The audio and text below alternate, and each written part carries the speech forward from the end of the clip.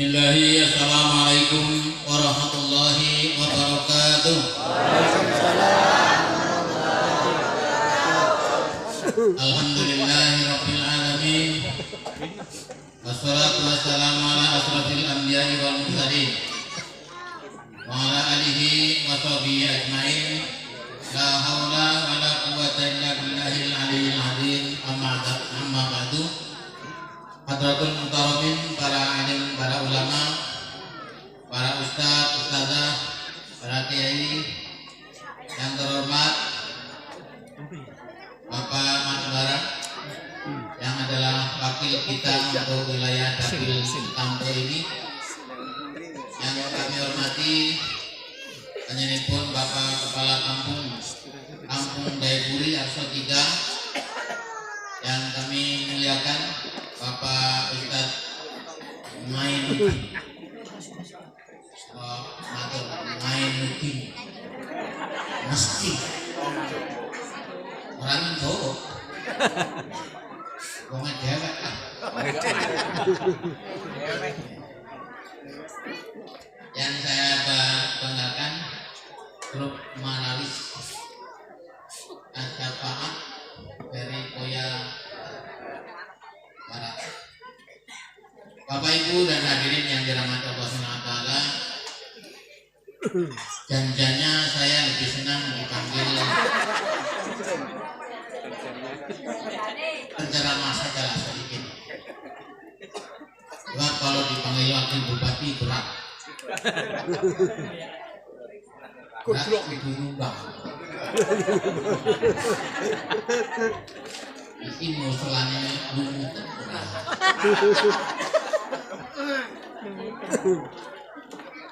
Mana saya punya teman tadi, ya mau tidak mau saya disebut wakil bupati.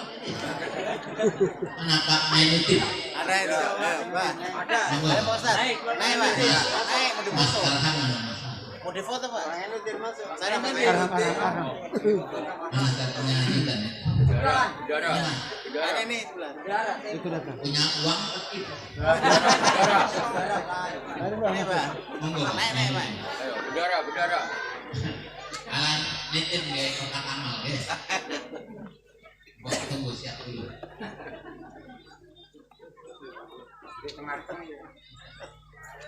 Pinggir kotak amal ya. Mungkin berkah untuk sekolah Al-Misbah.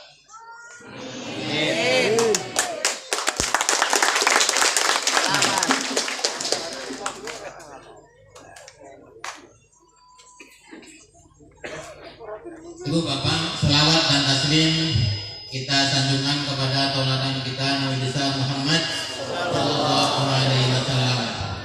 Mudah-mudahan berkat selawat itu kita yang ada di Papua semakin merasakan. Kalau kemarin kehadiran PON itu yang sudah ditutup bersama dengan bulan Maulid hadir hari ini tanggal 12-13. Benar kita rasakan bersama, ini mudah-mudahan berkat sholawat kita semuanya yang ada di Papua pada khususnya dan di Indonesia pada umumnya, insya Allah penyakit corona akan segera berakhir. Ini ditandai, ini fakta ini. Penyelenggaraan PON ke-20 yang sebegitu besarnya, ternyata yang terkena itu hanya 55 orang saja. Artinya prosentasenya hanya 0, sekian persen. Kalau kita berdasarkan dari ketentuan WHO, ketika ada penyelenggaraan momen yang sebesar itu kurang dari 5%, artinya adalah diakui besar itu berkat dari Allah Subhanahu wa Ta'ala. Namun demikian kita tidak boleh tetap pakai aturan protokol. Ibu bapak berkata selawatnya belum itu orang yang bawa musir corona. Penyakit tenggene kulo namanya bukan corona. Kon orang. Kon arawih hindi. Karena umat terus kon arawih hindi. Jadi penyakit kon orang. Selawat tenggene komplek kula orang ngusir corona. Ngusir jamaah juga bisa. Kalau kenduri, kalau belum diselawati belum ada buka. Kalau sudah diselawati kok langsung. Selawat memang aman. Mudah-mudahan kita yang gemar berselawat ini termasuk bahagian orang-orang yang dicintai dan mencintai baginda Rasulullah Sallallahu Alaihi Wasallam. Mudah-mudahan kita termasuk golongannya, orang-orang sebagai rombongannya baginda Rasulullah Sallallahu Alaihi Wasallam. Rombongan bukan rombengan. Apa tandanya orang yang dicintai atau mencintai seseorang? Satu, orang yang mencintai seseorang ciri-cirinya itu ya, barang siapa yang mencintai seseorang pasti dia akan banyak menyebut nama. Mau makan ingat kamu, mau tidur ingat makmu. Itu salah satu man ahabba syai'an asiru an dzikri. Barang siapa yang cinta terhadap sesuatu, dia pasti akan banyak menyebut. Nah, maksud itu setiap Rabiul Awal dari tanggal 1 sampai tanggal kaping kali ulas ya, itu kita bersama-sama ngalap berkah. Kita bersama-sama mengharap berkah. Syafaat Rasulullah Sallallahu Alaihi Wasallam banjir bersama-sama dengan bacaan sholawat al-barzan. Yang Makassar orang pergi haji, selama haji yang pergi haji itu istrinya selama ditinggal haji itu full berjanji memenuhi pergi haji itu beli mobil saja, beli mobil itu diputerin selawat berjanji saking ampunnya selawat. Itu Bapak yang dirahmati Allah Ta'ala, yang pertama orang yang senang atau cinta terhadap sesuatu pasti dia akan banyak. Yang kedua, orang yang cinta terhadap sesuatu pasti dia akan mau berkorban untuk yang kita cintai. Ngomong cinta kok nih, I love you tok tanpa kita korban. I love you dulu. Aku yang ketungan. Hanya orang yang ngomong I love you ada konsekuensinya apa? Dia rela berkorban untuk orang yang dicit, rela berkorban untuk orang yang dicit. Ini Bapak yang dirahmati Allah. Yang kedua, insya Allah Bapak Ibu, kita termasuk rombongannya baginda Rasulullah SAW karena kita senantiasa konsekuen dengan apa yang diperintahkan oleh Rasulullah SAW. Kita beribadah sesuai dengan inilah yang dijanjikan oleh Allah Subhanahu Wa Taala. Nek kula jenengan iki janjine Gusti Allah, Pak. Enten kali janjine politisi. Umpama yang umpama. Sekarang jalannya berlubang-lubang. Besok sebentar lagi lubangnya berjalan-jalan.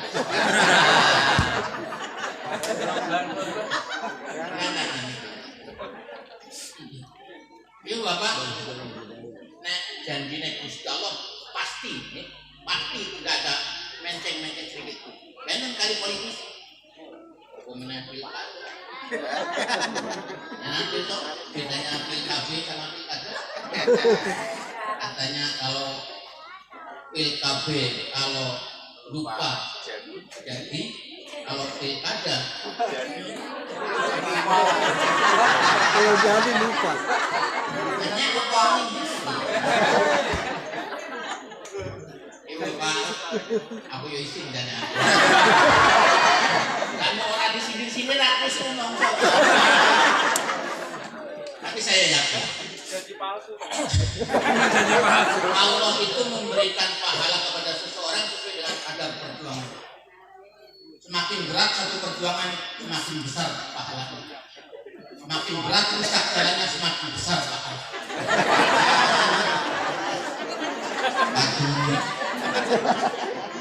Bapak ini semacam dalam proses. Insya Allah karena memang tahun ini adalah tahun peralihan, bukan kita yang ketok palu, bukan kita yang mendengarkan, kita di iku ya memang tetap diwalak-walik kalau ibarat rembungan tinta-tinta itu dipencetnya ya berubah. Mudah-mudahan insya Allah kita tidak ya, tapi insya Allah kita sama-sama berusaha tahun depan kita lagi ketok palu akan kita upayakan. Upaya dari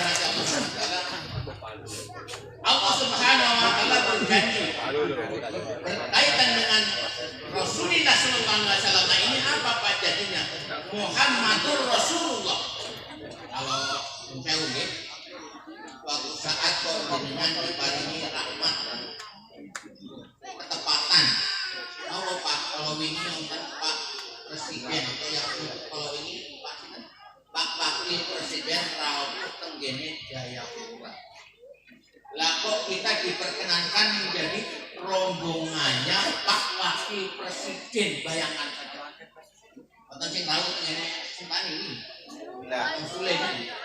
Lah lewat TV, Pak. Nah ora ya kotor. Aku ora kebagian. Kita mengangan-angan saja. Kalau suatu saat Allah diperkenankan kita menjadi rombongannya wakil presiden, walaupun ngangan-ngangan wah enak. Kenapa? Karena menjadi rombongannya wakil, mau makan di hotel, mau tidur di restoran, terbalik tidur di hotel. Artinya apa? Secara protokoler kita diperlakukan sebagaimana seorang wakil presiden. Walaupun kita bukan wakil presiden, tapi karena menjadi rombongannya wakil presiden, ternyata diperlakukan sebagaimana seorang wakil presiden. Understand? Yes. Ya.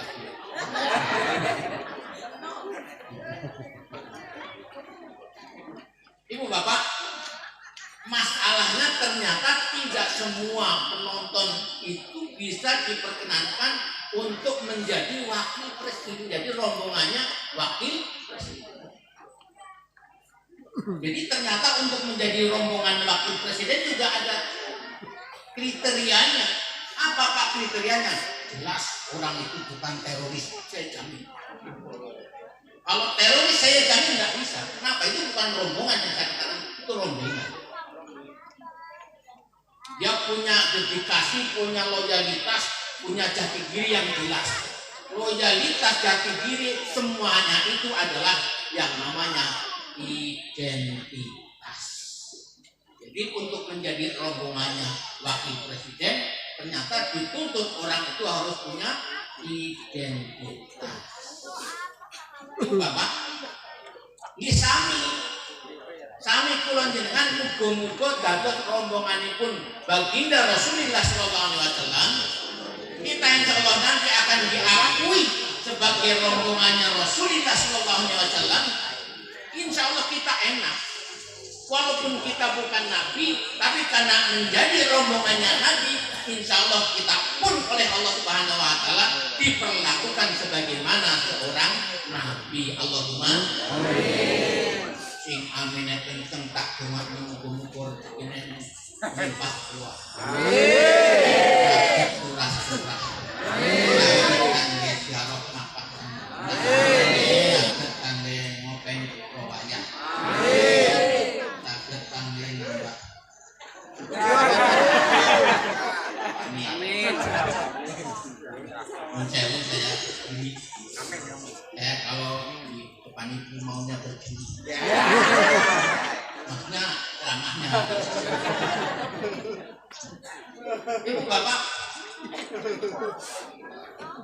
walaupun kita itu bukan nabi, tapi karena menjadi rombongannya nabi, Allah akan memperlakukan kita sebagaimana para nabi. Masalah itu disami. Boleh jadi tidak semua orang yang mengaku muslim ini diperkenankan oleh Allah Subhanahu wa taala menjadi rombongannya nabi, kecuali mereka yang punya identitas. Paham ya? Belum paham, belum kata kemana-mana. Ibu bapak, apa itu Pak identitas kita yang mengaku diri sebagai rombongannya Nabi? Allah Subhanahu wa taala mendikan berfirman di dalam Al-Qur'an, tepatnya dalam surat Al-Fatah ayat 29. Saya lupa Ustaz mana itu. Bismillahirrahmanirrahim. Muhammadur Rasulullah walladzina ma'ahu asyidda'u 'alal kuffar ruhama'u bainahum tarahum ruk'an sujada yabtahuna fadlan minallahi wa ridwana simahum fi wujuhihim min asari sujud. Apa itu Pak artinya? Muhammad itu adalah utusannya Allah, walladzina ma'ahu, dan orang-orang yang mengikutinya. Kata Allah itu identitasnya yang pertama, asyidda'u 'alal kuffar, tegas terhadap orang-orang kafir. Ruhama'u bainahum, cinta kasih terhadap sesama muslim. Tarahum ruk'an sujada, yang ketiga senantiasa bersujud. Yabtahuna fadlan minallahi wa ridwana, punya etos kerja yang kuat. Yang terakhir, yang kelima ini, kata Allah, simahum fi wujuhihim min asari sujud. Kalau benar bahwa kita rombongannya Nabi, dalam jidat kita harus hitam sebagai pertanda orang yang senantiasa sujud di hadapan Allah Subhanahu wa taala. Tentang kita nih Bu. Paham ya? Benar. Saya itu tidak pernah melek sampai ke ini. Ketua muslim.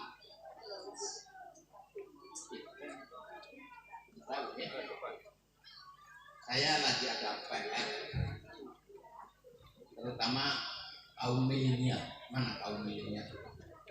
Dalam rangka nanti memperingati Sumpah Pemuda. Nah, ini penting. Pengen milenial ini, para remaja masjid ini kita bekali untuk nilai-nilai kebangsaan kita.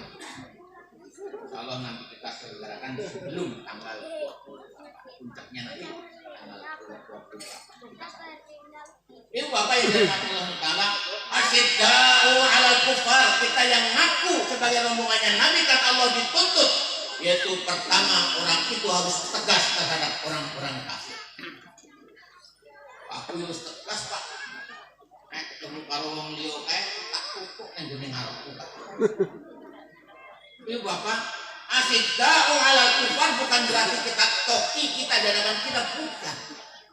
Asyidda'u 'alal kuffar dalam konteks negara kesatuan Republik Indonesia, negara di mana oleh founding father kita, oleh para pendiri Republik ini, kalaulah tidak dikatakan 100% ada mereka para pejuang beragama Islam, para syuhada. Kalau tidak percaya mari kita sensus kuburan. Saya jamin mayoritas mereka pendiri Republik ini adalah mayoritas pendiri Republik ini sudah komitmen konsisten. Negara kesatuan Republik Indonesia ini adalah bukan sebagai negara yang berdasarkan agama atau salah satu agama, tapi tidak dapat dipungkiri Indonesia ini adalah negaranya orang-orang beragama. Bisa dipahami ya? Sekali lagi, Indonesia dibangun oleh founding father kita ini, yang adalah para kiai, para syuhada, para pahlawan pesona bangsa ini, bukan sebagai negara yang berdasarkan agama, tapi tidak dapat kita pungkiri Indonesia ini adalah negaranya orang-orang beragama. Itu sudah harga mati final, nggak ada tawar-tawaran. Artinya apa? Sepanjang kita umat beragama apapun agamanya, mari kita bersama-sama mengedepankan pentingnya kerukunan antar umat beragama. Insya Allah pembangunan akan dapat kita lanjutkan. Sebaliknya, tak kosong langsung pun, kalau kita umat beragama tidak lagi peduli bagaimana pentingnya kerukunan bersama, bagaimana pentingnya kerukunan antar umat beragama, jangankan pembangunan kita lanjutkan, apa yang sudah susah payah kita laksanakan pun boleh jadi akan nyaris sia-sia. Ambon yang dulu kita banggakan dengan pelah gandumnya, kerukunan antar umat beragama tampias, menjadilah, kalau dulu menjadi Ambon manis, menjadilah Ambon menangis. Dan ini sangat berpotensi kepada kita di mana saja. Karena itu penelitian menunjukkan tidak pernah di Indonesia terdapat kerukunan, kebersamaan, kedamaian, keamanan tanpa adanya kerukunan antar umat beragama. Ini harus kita pahami bersama. Singkat ceritanya, kerukunan antar umat beragama. Yang lengkapnya nanti lagi. Soal lain mau Maulid ya tidak boleh lepas ketepatan. Ada ini insya Allah. Yang kedua, Ibu Bapak, identitas kita sebagai rombongannya Nabi kata Allah adalah ruhama'u bainahum. Apa itu Pak? Cinta kasih terhadap sesama muslim. Pendek kalimatnya, kalau tadi yang pertama identitasnya adalah kerukunan antar umat beragama, yang kedua adalah kerukunan antar intern umat beragama. Ini penting. Kenapa saya katakan, Ibu Bapak, saya harus matur. Jangan salah paham, apalagi pahamnya yang salah.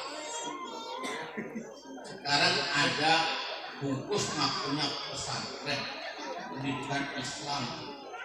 Hebat namanya, tapi belum tentu seperti yang kita kehendaki. Wah, saya bangga sekali anak saya masuk di pesantren. Begitu lulus ternyata pesantrennya selain anaknya pulang melarang-larang tahlil, melarang-larang selawatan, melarang-larang maulid dia. Pesantren ini boleh. Jangan sampai keliru. Ibu Bapak, khilafiyah dalam konteks apa kita khilafiyah? Karena itu mari kita pahami. Sudah waktunya kita umat Islam untuk menyusun saf yang lebih lurus daripada kita bertentang pernah. Karena hanya dengan kesatuan dan persatuan, insya Allah kita akan hidup. Hanya dengan kesatuan dan persatuan kita akan memegang peran. La islama illa bi jamaah wa la jama'ata illa bi imarah wa la imarata illa bi silaturahim. Ini awal sahabat Ali kalau tidak boleh banyak. Tapi substansinya atau maknanya patutlah menjadikan renungan kita bersama bahwa kita tidak mungkin bisa menghitung, kami masih dihitung oleh orang lain. Kita tidak mungkin akan memegang peranan tanpa adanya kesatuan dan kesatuan. Loh, Bapak Ibu, dalam pemikiran zaman 50 tahun yang lalu itu sudah basi. Umat Islam masih bertengkar tentang bagaimana sholat subuh itu yang benar pakai kunut atau tidak pakai kunut. Sekarang sudah tidak usum, karena yang dulu bertengkar itu sudah pada nggak mau sholat. Terawih itu benar 10 rakaat, 20 rakaat. Nah ini sholat terus bertengkar. Mari sholat terawih. Artinya pemikiran-pemikiran yang semacam itu kita buang energi saja. Lebih baik kita hayo kita bersama-sama ramai. Yang pakai kunut juga benar, yang tidak pakai kunut juga tidak salah. Yang mana Pak yang salah? Yang tidak mau sholat subuh. Karena itu Bapak, masih banyak PR kita yang lain yang harus kita kerjakan. Ketimbang kita hanya membuang energi hanya persoalan-persoalan. Yang ketiga, ini singkat-singkat saja. Memang sebutannya dari Arso 3 ke Arso 2. Orang dari Jayapura itu berat sekali ya Pak. Dari Arso 2 ke Arso 3 melakoni harus melewati Arso 5. Apa itu ngomong tadi bulan lagi? Ganjarannya apa? Pak, ini kan terima kasih Pak Wakil sudah disekapin. Baru disekap saja orang Kero itu rasa syukurnya sama. Baru disekap saja sudah terima kasih, apalagi nanti dicat. Amin, mudah-mudahan. Ini Bapak yang dari Allah Taala. Tapi ini gimana? Yang kedua lah, kita singkat-singkat saja. Tarahum ruk'an sujada, kata Allah, identitas kita selaku rombongan rombongannya Nabi. Yang ketiga adalah kita dituntut untuk senantiasa bersujud di hadapan Allah Subhanahu wa taala. Dulu kita di kampung beribadah, pindah hijrah ke sini tetap beribadah. Dulu kita orang biasa beribadah, punya pangkat kedudukan dan jabatan tetap beribadah. Sekali beribadah selamanya tetap beribadah. Itulah identitas orang-orang yang menjadi jaminan rombongannya. Sudah. Percaya ibadah, percaya ibadah.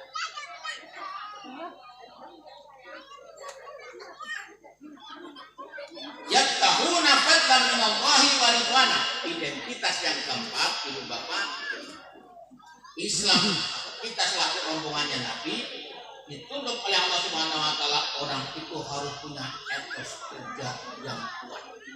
Itu penting ini. Kenapa harus etos kerja yang kuat, Pak? Karena hanya dengan etos kerja yang kuat, insya Allah ekonomi kita akan kuat. Hanya dengan ekonomi kita kuat, insya Allah iman kita akan kuat. Kadal fakru ayyakuna kufran. Berapa banyak di antara kita karena lemah dari sisi ekonomi rela menukarkan akidahnya yang sudah indomie, sudah dijajah, namun bila semua. Itu dawuh Kanjeng Rasul. Abdul ibadah li ummati anmatul abdul ibadah ala dobril abdi, kata Nabi. Ibadah yang sangat abdul di atas bumi ini ada 3, yaitu makar, jihad, dan amal kaku. Juga Pak, jangan kemana-mana, kita selesai. Amal kamu utama ana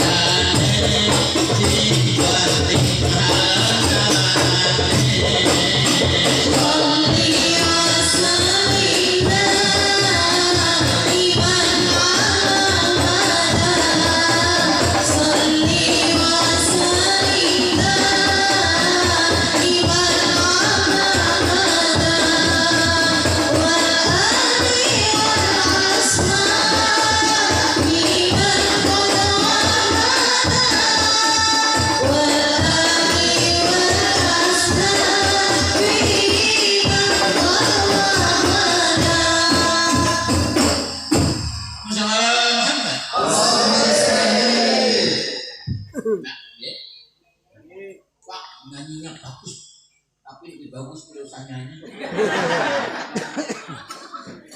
Tiap kali nyanyi, dia komentar aja, mesti mau kurang ajar. Karena nyanyinya, dasarnya nyanyinya bagus, marahnya apa aja. Ini banyak dari Allah. Identitas kita yang keempat kata Allah adalah punya etos kerja yang kuat. Hanya saja kalau benar bahwa kita mengaku sebagai rombongannya Nabi dalam rangka mencari maisha, dalam rangka mencari duniawiya ini tidak terjebak untuk menghalalkan segala cara. Karena itu keridhaan Allah Subhanahu wa taala menjadi tolak. Oh, sakjane makan. Oh, yang penting tidak terjebak jalan. Simahum fi wujuhihim min asari sujud. Kata Allah yang terakhir identitas turun jenengan selaku rombongannya Nabi tenggene batu kayak turun jenengan ini. Jidatnya hitam itu sebagai pertanda orang yang senantiasa sujud di hadapan Allah Subhanahu wa taala. Menjauh kalau ada di antara kita yang jidat hitam tidak ada sedikit pun maksud untuk menyilir-nyilir. Sebagian mufasir mengatakan simahum fi wujuhihim min asari sujud bukan berarti jidat kita hitam secara mata kasat hitam. Bilang Pak, gosok aja pakai benjol. Tapi bukan itu yang dimaksud simahum fi wujuhihim min asari sujud adalah bahwa ibadah spiritual kita, ibadah ritual kita punya bias, punya dampak terhadap ibadah sosial. Kita tekun beribadah, puasa, kita merasakan bagaimana lapar dan hausnya kita rasakan. Masih mending kita bisa merasakan lapar dan haus. Kenapa? Sebentar mari itu datang, lapar kita hilang, haus kita lenyap. Tapi bagaimana kaum fakir miskin, kaum duafa yang belum tahu kapan hidup dan nasibnya akan berubah? Dengan merasakan seperti yang mereka rasakan, tersentuhlah hati bahwa mereka perlu bantuan, perlu sentuhan, bukan hanya di luar, bukan hanya pada bulan Ramadan, tapi di luar bulan Ramadan juga menjadi perhatian kita. Simahum fi wujuhihim min asari sujud. Ibu bapak, kita pernah sholat, pernah dulu sholat itu mau sholat ya asu-asuan ya orang telat. Kulon jenengan sholat Pak, organ tubuh yang paling kita muliakan itu kan sirah. Nah dia di Indonesia itu orang yang paling kita muliakan, organ yang paling kita muliakan kan kepala. Karena itu bukan untuk main-main. Kita main-main walaupun dengan teman kok yang dipakai mainan kepala. Kayaknya komentarnya bukan sampai tubuh, sampai udah gosok hidup kan. Kenapa? Yang dipakai mainan organ tubuh bernama kepala yang paling kita hormati. Organ tubuh yang bernama kepala yang paling kita muliakan pun ketika kita sujud di hadapan Allah Subhanahu wa taala sama mudahnya dengan kaki. Apa yang kita banggakan, apa yang kita sombongkan, toh pada waktunya nanti juga kita akan menghadap Allah Subhanahu wa taala. Tilkal ayyamu nudawiluha bainan nas. Wong kita pada dasarnya kan sedang antri kok.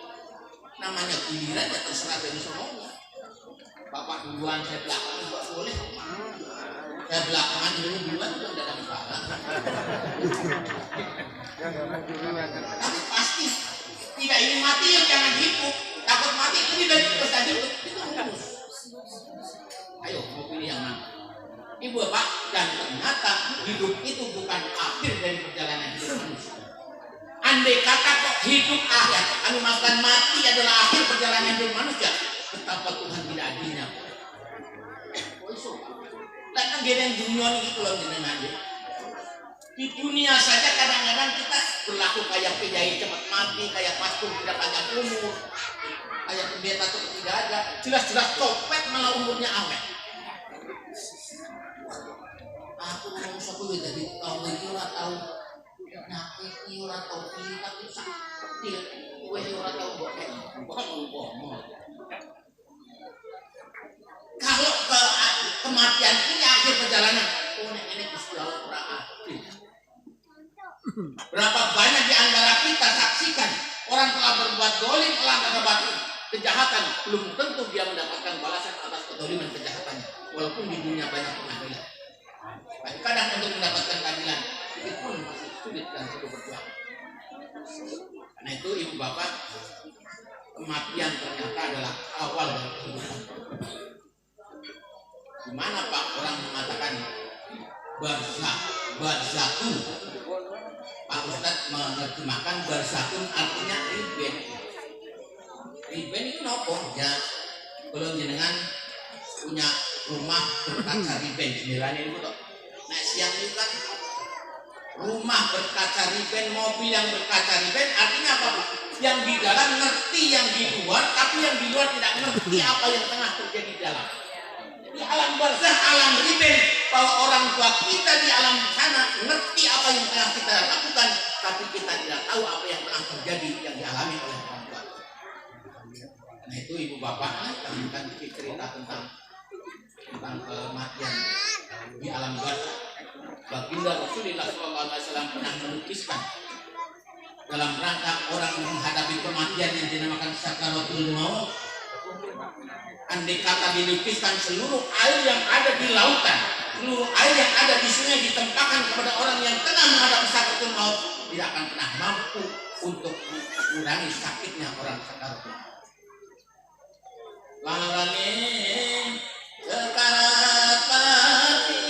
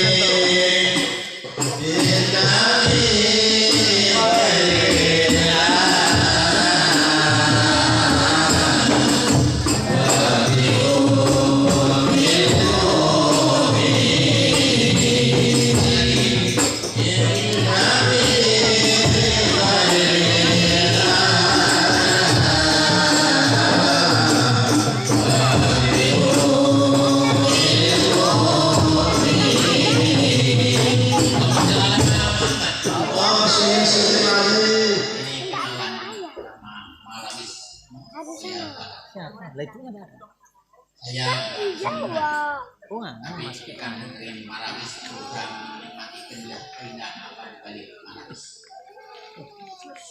Saya Seliman, tapi kalau mendengar Anipok juga akan bisa menikmati keindahan balik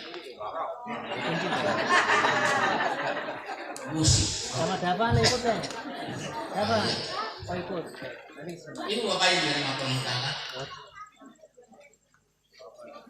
Imam Ahmad pernah mendikan dosa yang paling besar di hadapan Allah Subhanahu wa taala sejatinya bukan prostitusi. Jangan salah paham. Saya tidak pernah mengatakan prostitusi bukan dosa besar. Prostitusi itu apa? PKI Indonesia, puskesmas. Tahu puskesmas? Pusat kesenangan mas-mas. Jangan salah paham. Saya tidak pernah mengatakan prostitusi bukan dosa besar. Imam Ahmad pernah menegaskan dosa yang paling besar yang Allah SWT bukanlah korupsi. Jangan salah paham. Saya tidak pernah mengatakan korupsi bukan dosa besar. Tapi Imam Ahmad mengingatkan kepada kita dosa yang paling besar yang kerap dari segala dosa adalah orang yang tidak pernah ingat dengan kematian. Hanya dengan mengingat kematian orang akan bukan jati diri kita. Di mana kita sekarang, di mana kita sekarang, di mana kita sekarang dan tidak kemana pula kita akan pergi. Kalau selama ini diri berhiaskan emas intan permata bermandi cahaya, tetapi kali ini di dalam kuburan gelap pekan mencekam tanpa seorang teman.